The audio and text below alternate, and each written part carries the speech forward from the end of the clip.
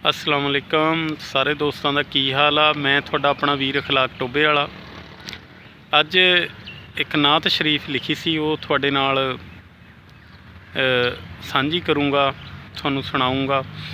दरूद शरीफ पढ़ लो सल्लल्लाहु अलैहि वसल्लम कि कुछ भी नहीं पल्ले वस ना कोई चले, अखियां च अथरू भी जाते नहीं ठल्ले।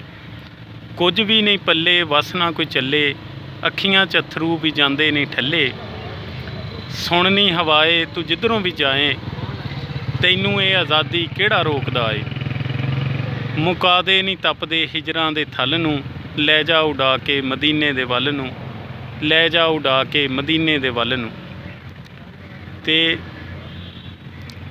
अखां लाउण झड़ियां आसां ने बड़ियां, कदी आवां दर ते आवन ओ घड़ियां।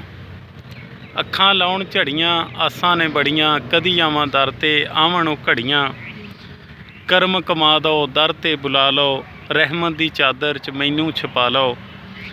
दर ते गुजारां हर एक पल नूं, लै जा उड़ा के मदीने दे वल नूं, लै जा उड़ा के मदीने दे वल नूं। ते कोई नहीं किनारा ना दिसदा सहारा, शफात दे बाझों नहीं होना गुजारा। कोई नहीं किनारा ना दिसदा सहारा, शफात दे बाझों नहीं होना गुजारा। दिल रहिंदा डरदा हौके जे भरदा, लिख लिख के नातां अखलाक पढ़दा।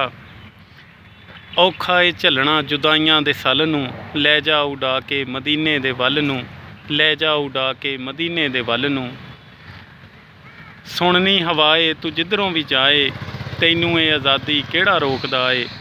मुका दे नहीं तपदे हिजरां दे थल नूं, लै जा उड़ा के मदीने दे वल नूं, लै जा उड़ा के मदीने दे वल नूं।